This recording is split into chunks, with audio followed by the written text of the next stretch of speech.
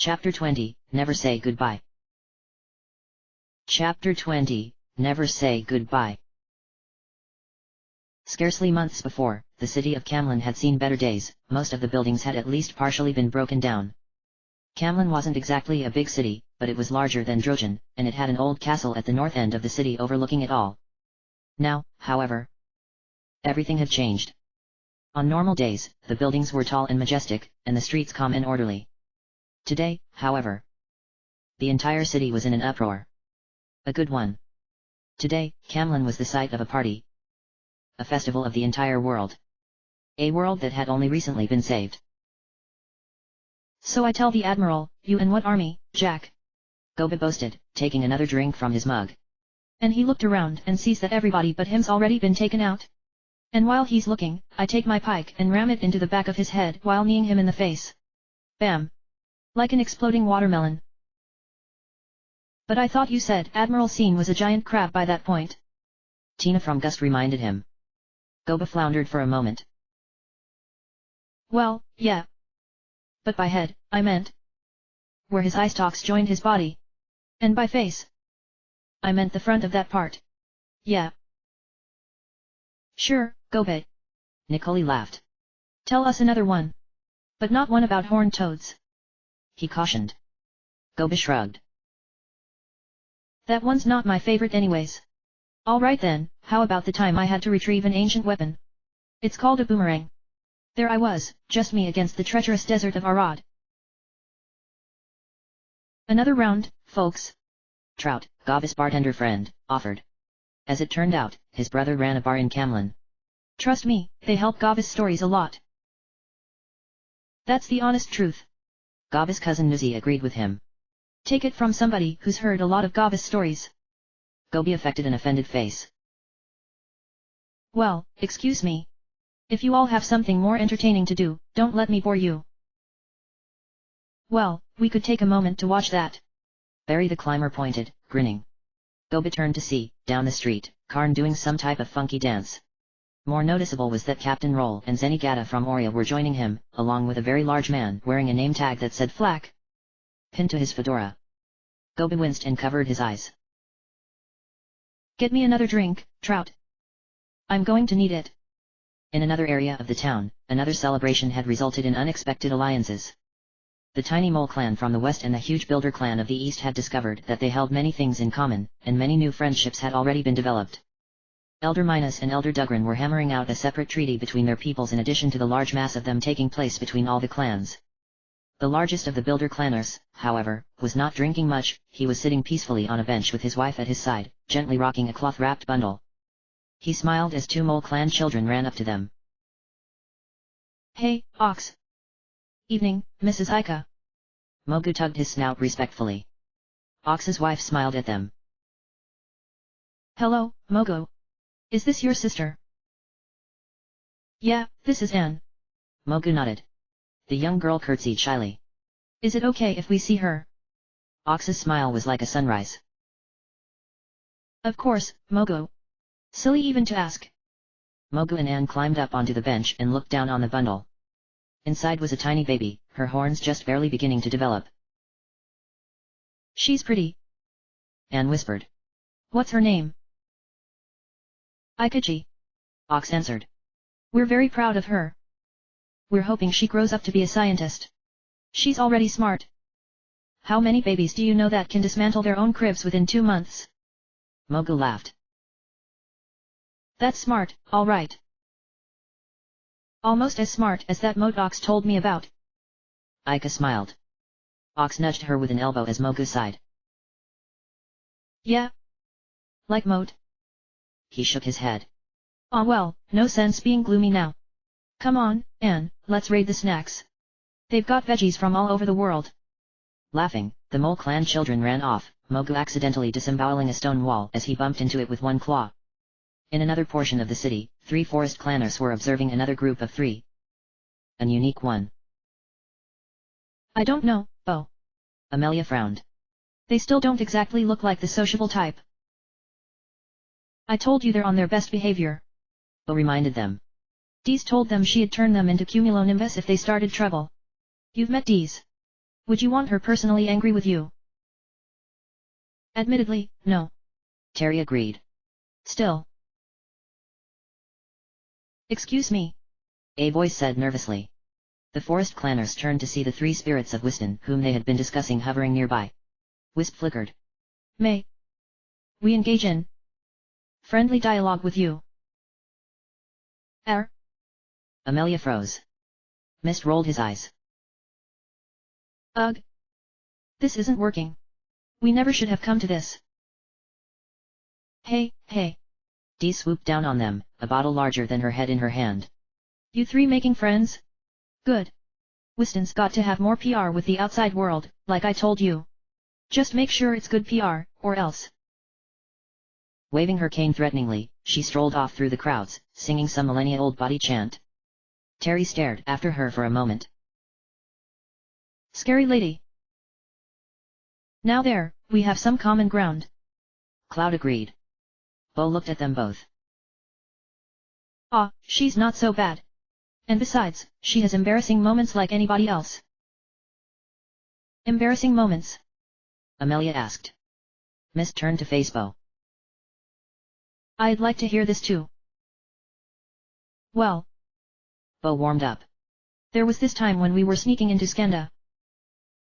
The others listened raptly as he went on.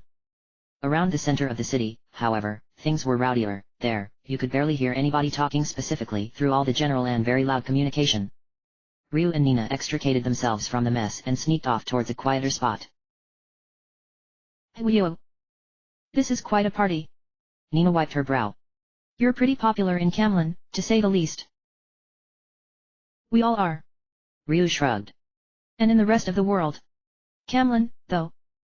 This was the first place aside from Drojan I really solved any problems on the trip. It's pretty natural that the party would be held here.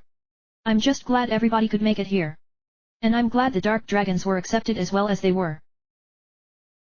I think the rulers had some talks with their subjects about that beforehand. Some very specific talks. Nina guessed. Empress Victoria seems like a nice girl, though. No traces of her father's insanity.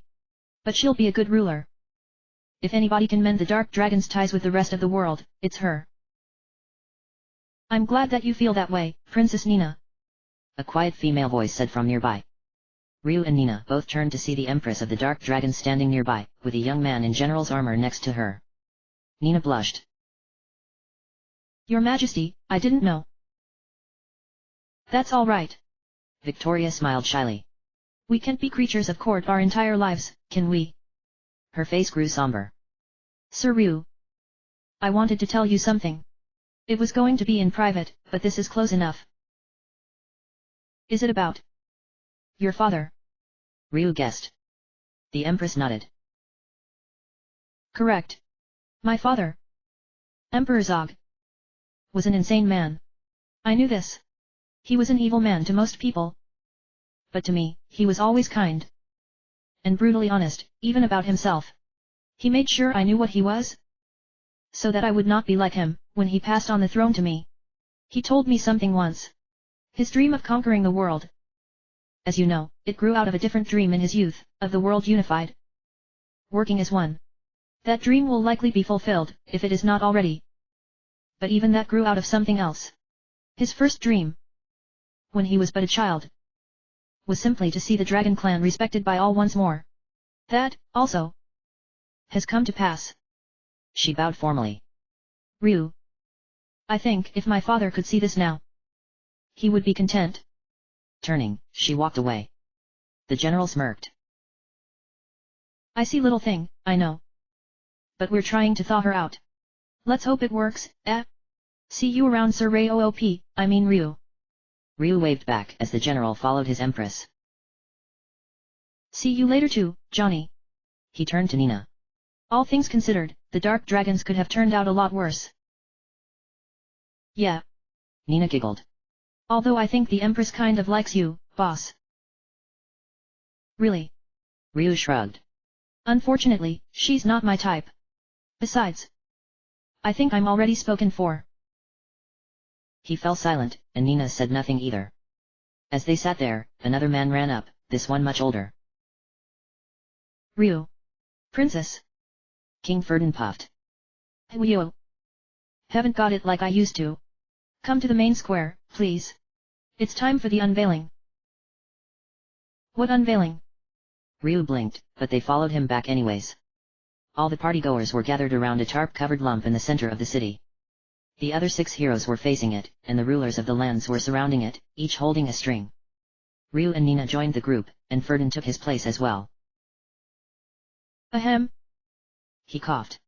We, the rulers of the civilized world, hereby wish to thank Ryu of Drojan, Princess Nina of Winland, Bow of the Forest Clan, Karn of Bleak, Gobi of Prima, Ox of Gant, Dees of Wiston and Moku of Grammar for saving the civilized world, eliminating a threat to all our continued existence, and many other services too numerous to list. This is a gift from all of us. You shall hereby be remembered as the 8 heroes for all eternity. The rulers pulled the strings. Gobi's jaw unhinged. Glittering in the sunlight were 8 life-size golden statues, carved to perfectly resemble each of them. Are those solid? The Menero whispered. Karn coughed. Easy there, Gobi. Even I probably couldn't steal those puppies. Just look at them. Any response from Gobet was lost in the following cheer from all parties involved, and the heroes were drawn back into the crowd, which commenced partying twice as hard as before. Several days later, there was another gathering. This one much smaller. The 8 heroes walked across the Winland Bridge alone, Ryu carrying a large package. When they reached the east end of the bridge, they stopped and walked south, to the edge of the cliffs. There, they stood and silently waited for the sun to set. When the sky was a beautiful gold-touched red, Ryu opened the package he carried and placed the objects inside on the ground. A monocle of bright ruby. A purple scrap of cloth that had once been the hood of a robe. A pure white dark dragon general's cape. A huge, star-carved sledgehammer. A shining crown that reflected the sunset. An emerald pendant, of the kind worn by priests of Loden. And a powerful sword, more deadly even than the one Ryu had received from Loden. The last remains of the Tiamat unit lay on the ground in front of the heroes. Nobody spoke. Finally, Ryu gathered the objects again, then with one swift motion, cast them out over the cliffs. They sparkled in the light for a brief moment as they fell, and then they hit the ocean water, and were lost forever. Even the hood and cape, which would normally float, sank instantly. Again, nobody spoke. They simply looked into the sunset. 7 young people looked back. A tall, thin young man with pale skin and a mop of unruly black hair. Another man, much larger and whiter, with black hair worn longer down his back. In his arms, a tiny infant with blood-red skin like the man holding him.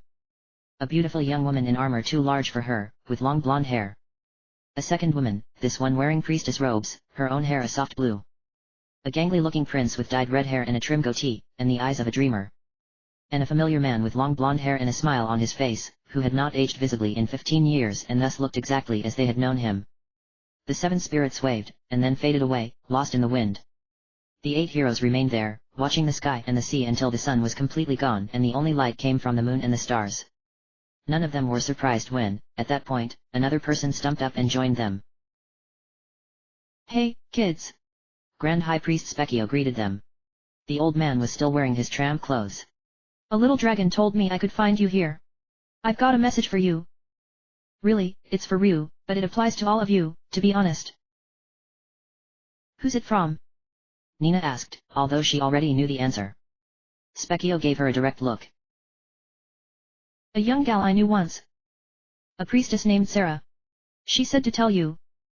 She's proud of you, kid. They all are. Just when Miria thought she had it all, you flipped the tables on her completely and paid her back for everything they went through.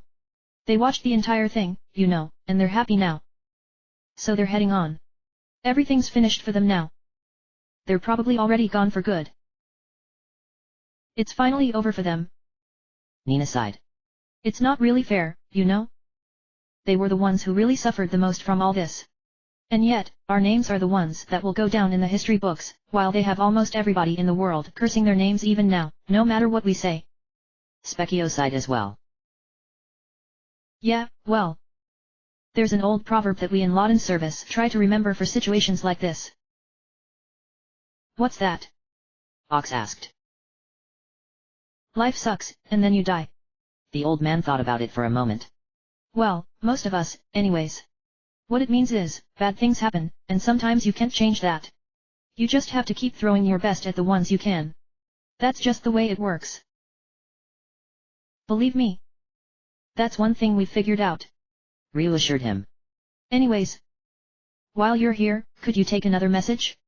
This one to your boss. Specchio nodded. Might as well. What is it? Ryu silently handed him a pack off his back. The Grand High Priest looked inside. The dragon sword, armor, helmet, and shield were in there, along with the robes and pendant Ryu had received upon unlocking his Rudra form. The message was clear. Kid. You saying? I'm afraid so. Ryu sighed. Tell him I'm sorry, but it just can't work. Even if Miria was moving most of the chess pieces, he was doing a fair hand of it himself. The life of a priest isn't for me. I probably won't even go into a dragon temple very often anymore. He has my respect, but not my worship. Not anymore. Guess I'm kind of burned out on immortals after all this. Specchio stared at him for a moment, then chuckled. Believe it or not, kid. I know exactly where you're coming from. There was a time when I was young, I felt exactly the same way. I think that's why I got this position, even he needs somebody to talk to who'll call him on it when he's being an idiot. Got a pretty good sense of humor, really, Lawton does. Not like some other immortals I know. About that.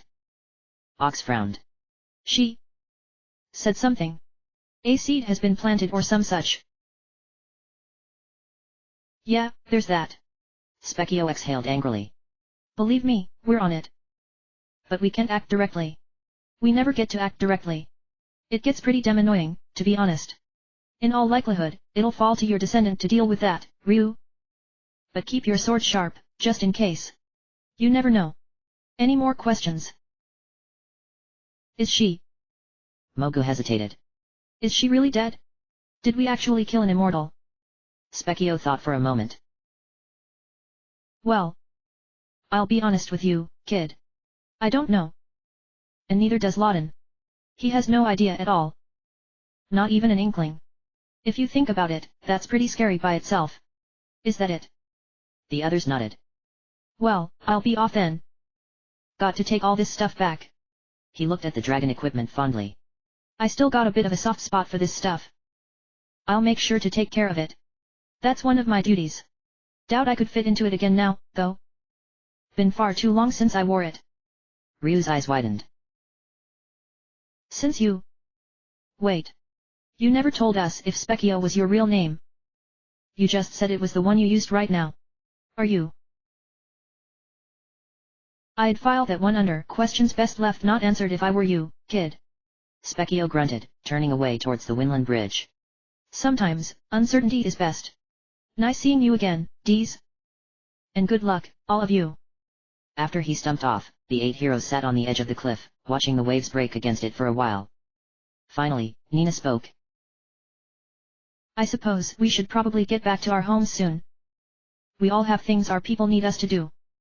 The others all mumbled in agreement. Geez. Don't we ever get a break? Karn complained loudly. Bo glared at him pointedly. You just got a break. The party, remember?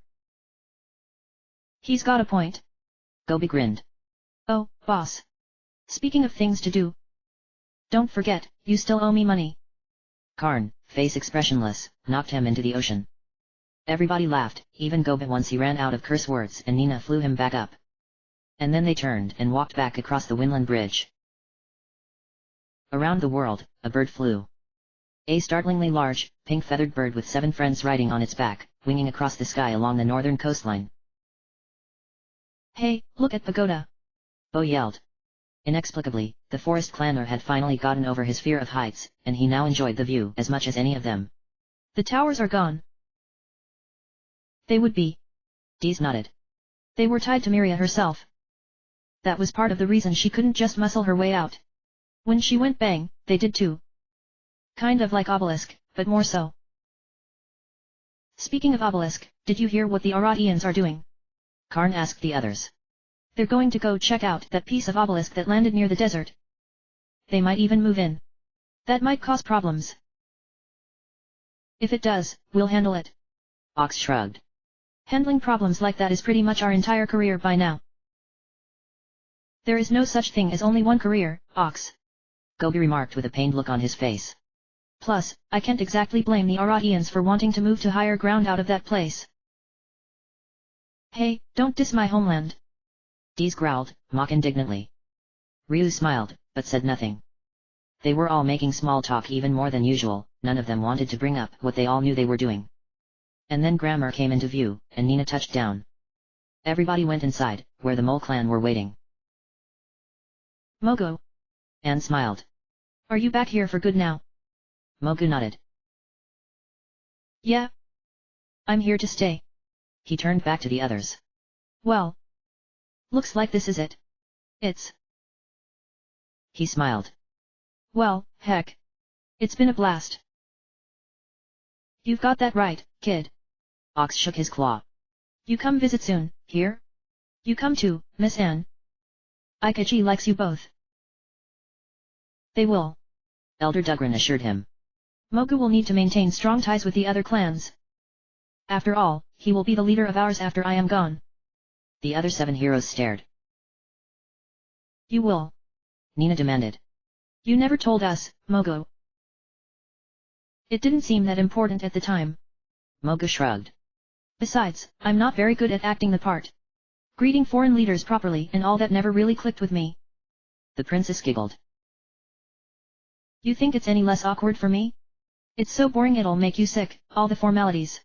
Fortunately, these days we usually don't have to go through them all. That's a relief. The young Mole clanner nodded. Well, I'll see you all around. Most of us, anyways. Dees muttered to herself a bit sadly as they left. Bo glanced at her, but didn't comment. They boarded Nina again and took off, going southwest. It wasn't too long before they reached Gant. The great bird traveled at insane speeds and made it all seem natural. As they walked into town, Ox's wife and daughter met them immediately. We saw you flying up, she explained, kissing her husband. I think Ikachi likes the pretty birdie. We like her pretty well ourselves. Ryu smiled. Have fun with the family life, Ox. Oh, yes. Ox laughed, taking the baby. If what I've heard is true, in 6 months memories of a kamikaze assault on Skanda will look dull by comparison. Probably. Gobi nodded. Why do you think I never got married? Well, aside from the obvious. Karn deadpanned, then dodged a kick. Ika shook her head. Ox, tell me this hasn't rubbed off on you. I like to think I'm still the sane one of the group. Ox assured her. See you later, guys. From Gant, it was only a short distance to the nearest beach, which deposited them within walking distance of Prima. So, what are you going to do now, Gobi? Karn asked as they walked in, largely unnoticed by the busy Meneros. Gobi shrugged and glanced at Dees for a moment. Well, there's that idea we were throwing around. But before that, I figure I'll lay in some small, light but valuable stock and try the life of a traveling salesman. With my rep, I should get far richer than I already am. You should be able to find me pretty easily when you're ready to go. Karn chuckled. You never stop, do you? Do you really expect me to? The fat Menero chuckled back, then turned solemn. Actually, there's something I want to say. This is really painful, and I hope you all know how much this means. Boss. Yeah. Ryu asked simply. Gobi clapped him on the shoulder. Forget the debt. It's dropped. You've more than paid me back. In a currency so valuable it can't even go on the same exchange rate as gold. He thought for a moment. Okay, at an insanely high exchange rate. Surprisingly, Karn didn't comment, he simply shook Gobi's hand, and then they left, waving. The next stop was Wiston. Fortunately, it seemed Dees was able to stop the moving town at a mental command, since they had left the statue who knew where. Returning to the inner sanctum, Dees moved back onto her bed. You're going back to sleep, aren't you? Nina said, a little sadly. It wasn't a question. Dees nodded somberly. Yeah. And I'm not talking about just a nap. It's what I do. The next time I wake up, you'll all be long gone, and I'll have to help your descendants save the world, Ryu. For what it's worth. I don't remember any other group I had as much fun with as you guys. It was nice. Before you go, There's something I've been wondering about, Ryu admitted. Miria. She's your sister. And the two of you have made numerous references to your father. Miria even shouted the word at Agni when she died. At least I think she did. But she's a goddess, which I think means you are too. So, your dad. What was it that old man who calls himself Specchio now said? Dee smirked. Questions best left not answered, I think it was. That's another one of those. Ryu laughed. Right. Forget I even asked. Well, I hope you enjoy your sleep. Bo smiled. We'll be out having fun while you are, of course. Me, Karn and Goba have been talking about another little adventure in a year or two. Really? Dees yawned widely, already settling down. Well, knowing you three you'll blow something important up and become wanted in every land in the world. Not that kind of adventure. Bo continued, apparently oblivious. We're going back up to Pagoda. Look around what's left, and set up a kind of secret base of operations for our group there. There are all sorts of crazy rumors about what residual magic from Miria has done to that place. Probably true. Dees muttered absently, closing her eyes. That kind of thing will leave a mark. Magically speaking. Yeah. They even say that if you hang around there for long enough, you'll stop getting old. Bo glanced at the ceiling. That the aging process stops affecting you, and you'll stay the same no matter how many years. Decades. Even centuries. You stay there. There was a moment in which nobody moved. And then Dee's eyes snapped wide open. Are you? I was never really big on the whole dying eventually no matter what you do thing anyways. Karn remarked cheerfully. Bo and Goba feel the same way, and maybe we'll even be able to persuade these other sad sacks to try it too. It's a long shot. Like I said, just rumors. Bo shrugged, overly casual. But the next time you do wake up, look in on the island anyways. You never know. Everybody needs some friends who stick around, after all. Slowly, the legendary sorceress of Wiston let a broad, grateful smile cross her ageless face. Yeah. I'll do that. She closed her eyes again, and the others turned to leave. And hey.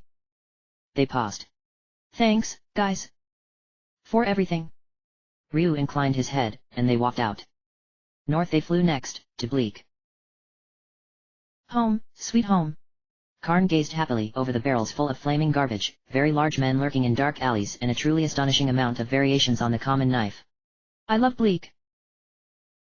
So, you'll be bringing the other fusion clanners back here? Ryu inquired. Karn nodded. Most of them. One's already here, but I'll be bringing Pardus and the other two here, yeah. They'll fit right in, especially when it gets out there of my clan. The Dark Dragon Empire's officially dropped all animosity against any survivors, so they don't need to hide anymore. Searle's not going to do anything to them ever again. His eyes grew distant for a moment, and then he shook his head.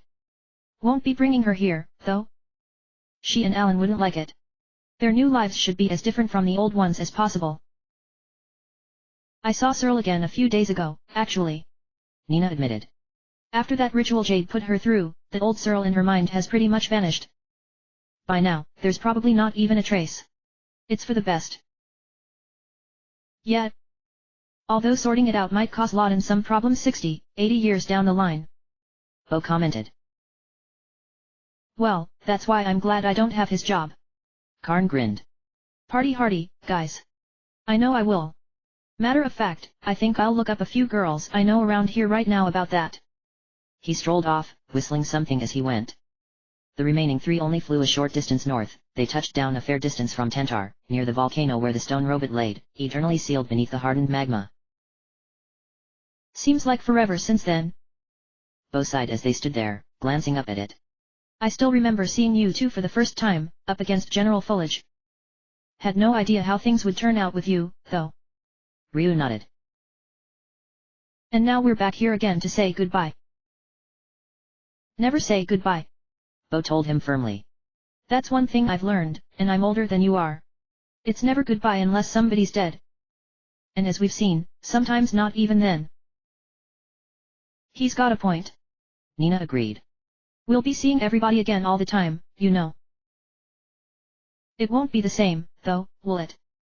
Ryu asked. Bo frowned. No, not entirely. But hell, it'll be close enough. Nobody ever promised us easy, you know. That, I know all too well. Ryu gave in, smiling. He pumped the forest clanner's hand. All right then. No goodbyes. I'll see you later, Bo. Bo grinned, shaking Nina's hand as well. Right then, I'll leave you two alone. He looked gravely at them both. And remember. In the end, any choices you make are entirely up to you. Don't think you have to make the wrong decision because somebody else tells you. Ryu and Nina smiled and nodded, then turned and walked away, to the west. Now that they were alone, Ryu and Nina did not fly to Winland, they took the long way and walked, for several days. During those days, they talked happily about small, unimportant things, as well as what their respective homes would want them to do once they got back. Endless affairs of state for Nina, endless backbreaking work repairing the town of Drogen for Ryu. They never did settle the argument about whose would be more painful.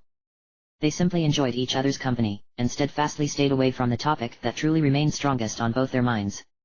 And then one day at sunrise, they crossed the Winland Bridge. Before they entered the city, they stopped and spent a few moments doing nothing but looking at each other's eyes. Bo said to never say goodbye. Nina remembered. Ryu nodded. He did. And it won't be goodbye. We'll see each other. Like all the others. All the time. It won't be the same. Nina threw Ryu's own words back at him. I know. The light dragon admitted. Nina. You know what I want. But it's your call. Nina looked at him for a moment more, then looked away. You know what my call is. I do. Ryu agreed sadly. Then. Let's go in, and I'll greet your parents. And then I'll head home. The Wing Clan princess kissed him once, and then they walked inside. The king and queen were happy to see them both, and treated Ryu with a great deal of respect, offering to have him stay for a few days in the castle. Ryu politely declined, pleading that he needed to get back to his hometown and help them rebuild. Within the hour, he was on his way again. Nina stood on a balcony in the castle, watching him walk until he had vanished from her view. It took 3 days for Ryu to reach Drogen, stopping only for a brief visit with King Ferdinand of Camlan. As he approached, he looked at the small town as he had been too preoccupied to when preparing for the assault on Obelisk. The light dragons had been rebuilding well, the wall around the town was completely repaired, and at least half the houses were mostly fixed up. The dragon temple had been restored to a shining brightness. Around town, everybody was working, with Theo and Esma calling out directions. As Ryu walked in through the front gate, however, everything ground to a halt. The light dragons turned to look at their hero, who smiled and set aside his sword. I'm home. Ryu announced. In one land and another, from east to west, the world above rejoiced. Peace had come to it at last. Universal peace, with no threat remaining. No visible threat. But that was the world above. Unbeknownst to any, save those few who served Laden, there was another world. A world below. A world Miria had commanded. A world she had summoned demons from, to guard her mighty flying fortress Obelisk. But those demons she had summoned had not been the entire population. Nay, they had only been a scant few. And now that she was gone, the many, many remaining demons that lived unknown and unseen beneath the world were discontented. She is gone. One demon, a dragon with its outer skin removed, all white bone and pulsing muscle, told the others he was cloistered with. Whether she is truly dead, or simply driven farther away than any of us can comprehend, the fact remains. Our goddess, our worship, has left us. And she will not be coming back anytime soon. Perhaps you are right, Counselor Necromancer. Another demon, this one a mass of tentacle-like vines and roots, with 2 crab-like claws and a face centered in a poisonous red flower, admitted. But yet, we must not say as such to the general public. We must keep the hopes in their minds up, in order to maintain our control over them. To the populace, at least, we have to maintain that Miria will return and guide us once more.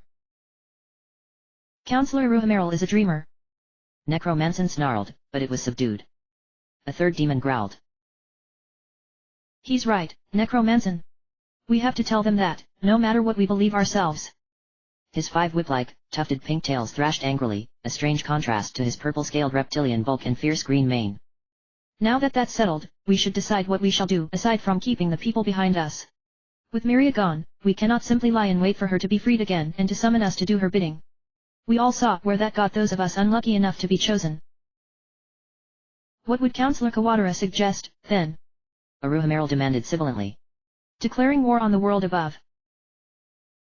That's exactly what I was going to suggest, ARandomAudiobookAppeared.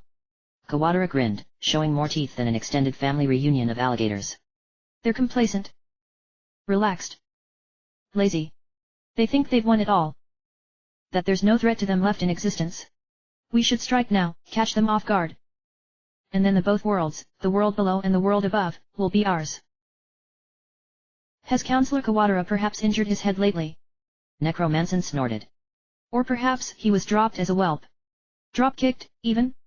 Your mental abilities aren't normally held in high regard, Kawatara, but this takes the prize. In case you hadn't noticed, the world above is also completely unified as one whole right now. Even the dark dragons.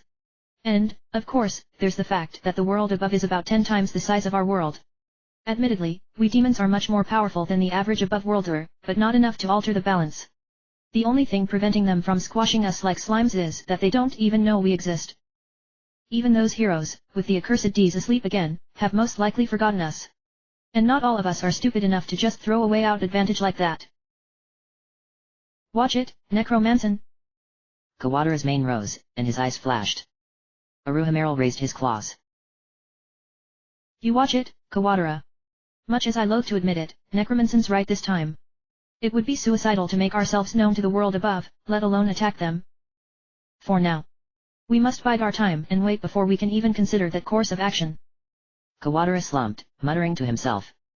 None of the three spoke for a few moments, and then the one who had remained silent thus far, the only female demon on the council, raised her voice. What of the seed of evil? She hissed. Her body was long, red, and serpentine, currently curled up in a pile with her torso rising from it. Her claws flexed absently, and her scarecrow-like face twitched with annoyance at the others. Have you all forgotten our goddess words on the subject? Of course we haven't, Councillor Shapukai. Necromancer sighed. Haven't you noticed that Lord Habarako isn't here? He's still searching for it. Very well.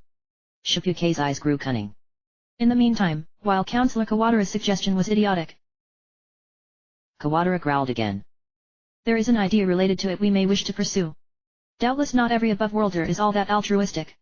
Perhaps if we send out spies, we may locate some few who would turn their backs on their kind to aid us. Councillor Shapukai may be onto something there. ARandomAudiobookAppeared admitted. There would not be many, of course. We would have to find those with at least some power over others. Who can be trusted, at least when given motivation beyond their dreams. And who are, of course, quite thoroughly evil. If we offer to change them into lower-class demons, Kawatara continued thoughtfully, it might just work. Further discussion was cut short as the doors to the meeting room banged open. The four councillors glared at them, wondering who dared interrupt them. It was an older demon in voluminous robes, orange-skinned, his face like an octopus. His eyes were filled with cruelty and hatred even beyond the four councillors, and yet he held a bundle of black cloth carefully. Almost even caringly. The councillors bowed reluctantly. Oh. It's you, Lord Habarako. Shapukai sighed. Pity. I was looking forward to eating the fool who thought it would be a good idea to barge in here. Shut up, Shapukai. Habarako said absently as he walked past the four of them, to the completely dark back of the room. Stopping in front of it, he bowed on one knee with utmost respect. Your Majesty. I have found it. The councillors drew back, startled. From the darkness, high above Habarako, a single red eye opened. Vast and vertical, slitted like a cat's, with its lids on its sides. The eye stared down at the black cloth bundle held by Habarako, and then two more like it opened, to the sides and halfway lower than the first. This is it, then. The owner of the eyes rumbled. This is the seed of evil? This is the son of Miria. Habarako nodded. Yes, King Baruberi. There is no mistaking it. Look upon him for yourself. He uncovered the bundle so that only Baruberi could see, and the three huge red eyes contracted in surprise. Ah. Indeed. You are correct as always, Habarako. This is undoubtedly him. Does he have a name? He is called Evans, Your Majesty. Habarako told him. There was a moment of silence, and then one horribly large appendage reached out from King Baruberi. It was covered in a purple plate of chitinous armor, like that of an insect, with hooked, rending claws at its end. On one of those claws was a circlet of blackened, ruined gold, engraved with scenes of violence and death. The claw dropped the circlet gently onto the bundle, and the councillors gasped. Your Majesty! Kawatara wondered. No. Baruberi denied. Never address me by that title again. We have a new king, far greater than I. He is Evans, and he shall be both king and god to the demons. I shall be his right hand, and Habarako shall be his left, and we shall raise him to the glory and grandeur that is his by birthright. And when the time comes, he shall lead our armies to the world above. And none shall stand in the way of God. Low, quaking laughter came from beneath the glowing red eyes. Habarako laughed as well, his own voice higher, more hysterical. After a moment, the other 4 councillors joined in. You know, Habarako remarked, pausing in his hilarity for a moment and looking at his ruler and his 4 underlings around him. I have a sudden urge to corrupt a dragon clanner. This made the others laugh even harder. The bundle in Habarako's arms stirred a bit, then pulled the black cloth back over itself, feeling like a nap and completely unfazed by the hideous laughter around him. The laughter poured out of the hall and echoed throughout every cavern in the world below, and every demon who heard it shivered involuntarily. It would be a very long time indeed before all traces of that laughter had faded from the world below.